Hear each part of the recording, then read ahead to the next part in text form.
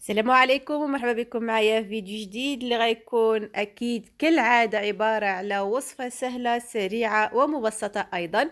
اليوم غادي نحضروا جميع البانكيك او فطائر المقلاة، كل واحد وكي تيسميهم، بمقادير سهله مضبوطه واكيد ناجحه، والكميه ايضا مرضيه.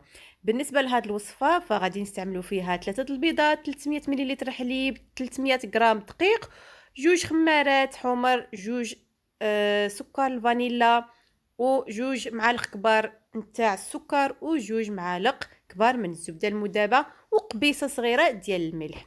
كما راكم تشوفوا معايا، اول حاجه خديت البيضات، زدت عليهم السكر وسكر الفانيلا وقبيصه ديال الملح، وغادي نطرب جيدا بالطراب الكهربائي اللي هو ماشي ضروري، تقدروا تطربوا ايضا فقط بالطراب اليدوي.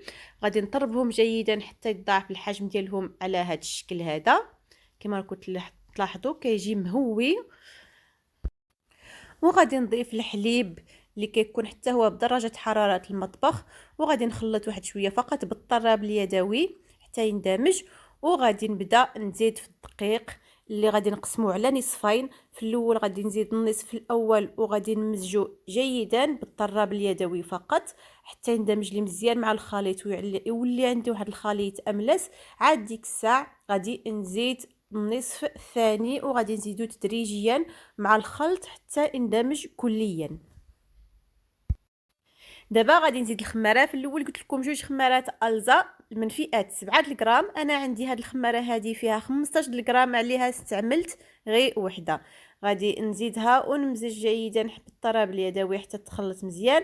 وغادي نضيف ايضا دوك جوج معالق نتاع الزبده المذابه.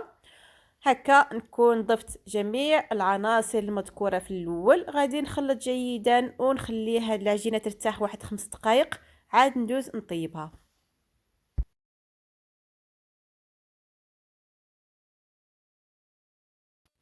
بالنسبه لطريقه الطياب فهي سهله مهله.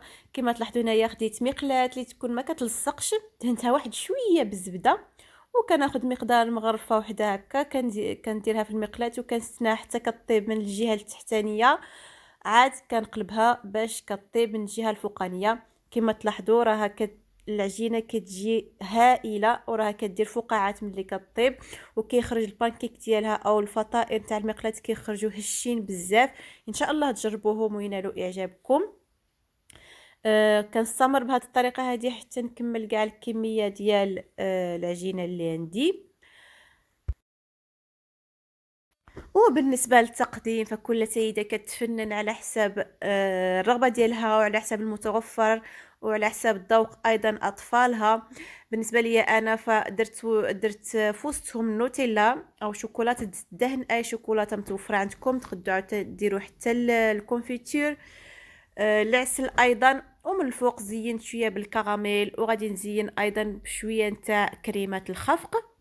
هكا نكون وصلت لاخر الفيديو. ان شاء الله نتمنى تكون الفكره نالت اعجابكم، وان شاء الله تطبقوها وتعجبكم، وتدعموني كالعاده بلايكاتكم وتعاليقكم. هكا معلي الى نودعكم ونتلقاو في فيديو مقبل ان شاء الله.